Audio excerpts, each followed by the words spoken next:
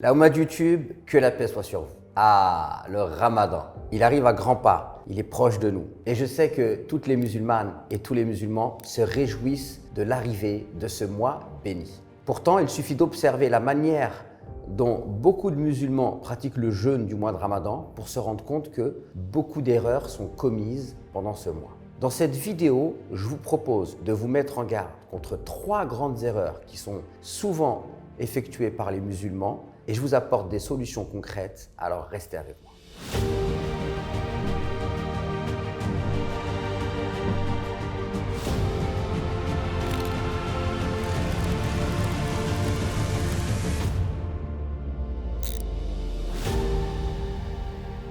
Avant de commencer cette vidéo, j'aimerais quand même vous dire que j'ai le plaisir de vous annoncer que les inscriptions pour la plateforme Ismail Mounir sont réouvertes et je vous mets tout en barre d'infos pour que vous puissiez checker ça, Inch'Allah.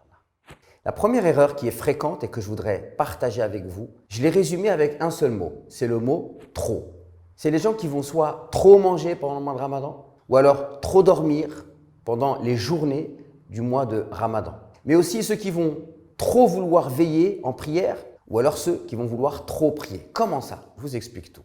Premièrement, trop manger, trop dormir. Effectivement, pendant le mois de Ramadan, il y a des gens qui vont passer leur temps à dormir pendant les journées du mois de Ramadan, afin de moins ressentir la gêne de la faim. Et il est évident que celui qui fait ça amoindrit considérablement les récompenses qu'il pourrait avoir pendant le mois de Ramadan. Je ne parle pas de ceux qui pourraient travailler la nuit et qui sont dans l'obligation de dormir une partie de la journée, mais je parle de ceux qui volontairement, pendant le mois de Ramadan, se transforment un peu comme des chauves-souris, c'est-à-dire qu'ils vont vivre la nuit et ils vont s'endormir la journée. Ils vont jouer aux cartes la nuit, par exemple, pour passer le temps, parce que pendant la nuit, ils peuvent manger, ils peuvent boire, ils peuvent fumer. Et comme ça, pendant la journée, ils vont passer leur temps à dormir. Ou alors, ils vont regarder des séries jusque très tard la nuit pour pouvoir dormir une grande partie de la journée et se réveiller quelques heures avant la rupture du jeûne.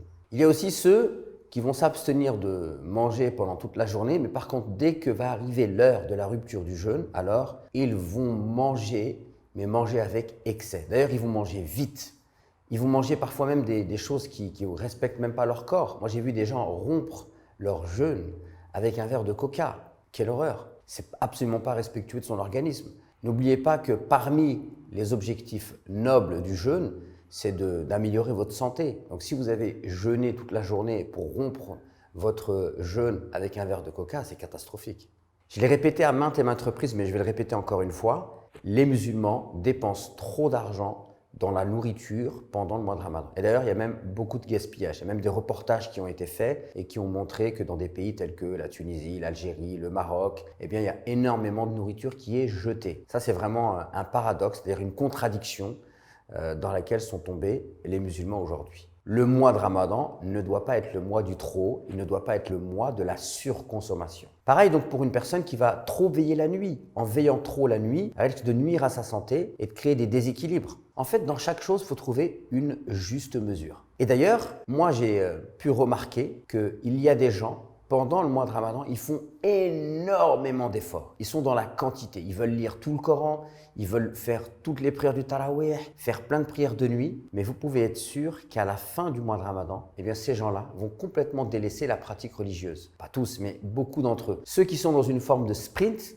à la fin d'un sprint, qu'est-ce qu'on fait? On s'arrête complètement, on est essoufflé. Et le Ramadan n'est pas une fin en soi. Le Ramadan est une étape. C'est l'occasion de devenir meilleur. C'est un tremplin. Donc, le trop d'activités religieuses pendant le mois de Ramadan peut nous amener à nous retrouver complètement essoufflés après le mois de Ramadan. Alors, il faut avoir cette réflexion. Le trop aussi, c'est une erreur.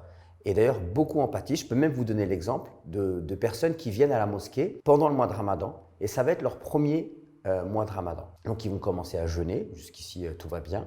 Ils vont commencer à prier. Et généralement, moi, les jeunes, je les invitais à focaliser leur attention sur les 5 prières. Et je leur disais, focalise-toi sur les 5 prières et considère les prières de nuit comme un plus. Ce que tu peux faire, tu fais. Et quand tu sens que c'est difficile, tu rentres te coucher. Pourquoi? Parce que les 5 prières, c'est obligatoire. Les prières de nuit sont des prières surérogatoires. Quand il fait cela, alors il n'est pas forcément celui qui va être le plus visible le soir. Aux prières de la nuit, les gens se regardent, dire tiens toi, un tel est là, un tel n'est pas là. Et puis il faut assumer le fait aussi que lorsque tu vas commencer les prières de la nuit, tu dois sortir du rang pour aller dormir parce que peut-être demain tu vas à l'école ou tu travailles ou tu vas à la fac.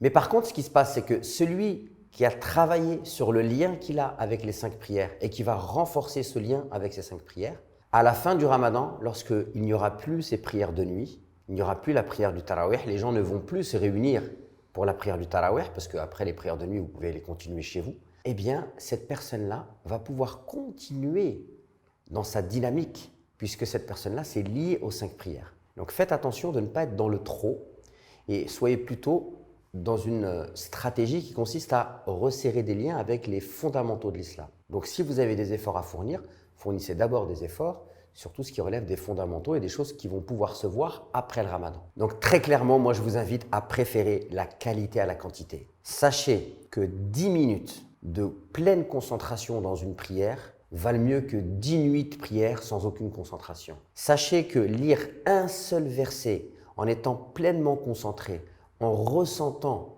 la lumière de ce verset, en la palpant avec votre cœur, est meilleur que de lire tout le Coran sans méditation. Sachez également que la dua que vous allez faire et qui va vous provoquer une larme en étant sincère sans que personne ne vous voie, vaut mieux que 10 000 duas que vous pouvez faire devant les gens en levant les mains sans ne rien sentir dans votre cœur.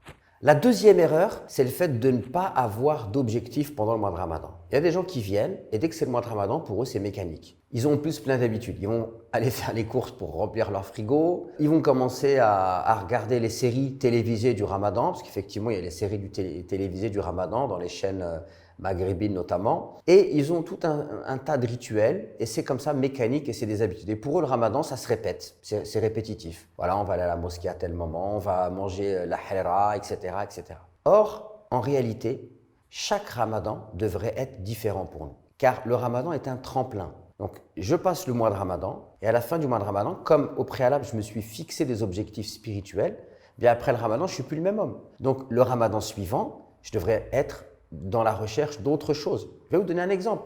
Un Ramadan arrive, par exemple, et je me suis fixé comme objectif d'arrêter de fumer. Et puis, peut-être de renforcer mon lien avec les 5 prières. Et puis après, ça devient quelque chose d'acquis. Et le Ramadan suivant, je vais me fixer d'autres objectifs. Je vais chercher à me rapprocher du Coran. Donc chaque jour, je vais ouvrir le Coran en essayant d'avoir une lecture qui me procure un bien-être, qui me procure du sens. Puis le Ramadan suivant, je vais avoir des objectifs qui relèvent plus de l'éthique, par exemple. Donc chaque Ramadan, je dois avoir des objectifs précis qui me sont propres et qui me sont personnels. Donc au préalable, je dois faire avant le Ramadan un état des lieux, un examen de conscience et je vais me dire voilà, dans ma relation avec Dieu, dans ma pratique religieuse, voilà mes défaillances. Donc je vais profiter du mois de Ramadan pour essayer de travailler ces points. Et vous vous rendez bien compte, mes frères et sœurs, qu'on est tous différents.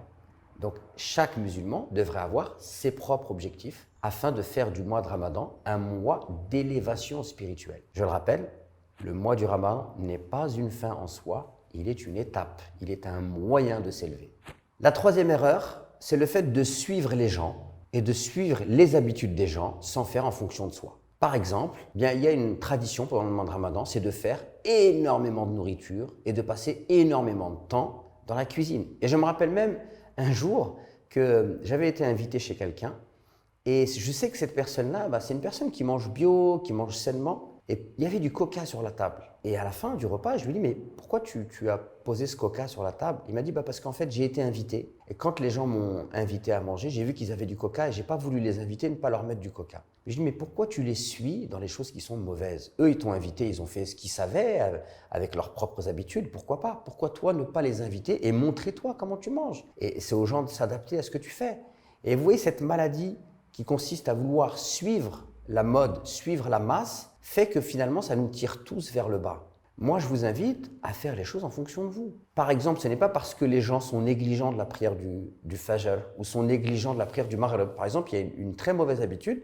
c'est que beaucoup de gens ne vont pas à la mosquée pour la prière du Maghrib. Parce que comme il y a la harira à la maison, ils ont du mal à sortir du foyer pour revenir après manger. Et donc, beaucoup de gens font cela. Il y a beaucoup de gens aussi, par exemple, ils viennent au Tarawih, à la prière de la nuit, mais ils sont en retard au Isha, alors que la prière du Isha est plus importante que la prière du Tarawih. Mais comme c'est des choses qui sont, on va dire, répandues chez les gens, les gens suivent cela et ils ont l'impression que comme ils sont beaucoup à le faire, que ce n'est pas grave. Faites en sorte d'avoir votre personnalité. Et ne suivez pas les gens de manière aveugle, mais soyez éclairés dans ce que vous faites. Et posez-vous la question de savoir si cette chose-là est une bonne chose ou une mauvaise chose. Et ce n'est pas parce que beaucoup de gens font une chose qu'elle est forcément une chose qui est bien en islam et qui est admise. Donc ne faites pas les choses en fonction des gens, mais faites les choses en fonction de ce que le Coran souhaite de vous et de ce que le prophète alayhi salatu wassalam attend de vous. J'espère que cette vidéo vous permettra d'aborder le mois de Ramadan dans les meilleures dispositions. S'il y a des sujets que vous souhaitez que je traite pendant ce mois de Ramadan ou vous avez des questions sur le mois de Ramadan, n'hésitez surtout pas à m'en faire part en commentaire et je vous dis à très vite pour de nouvelles vidéos.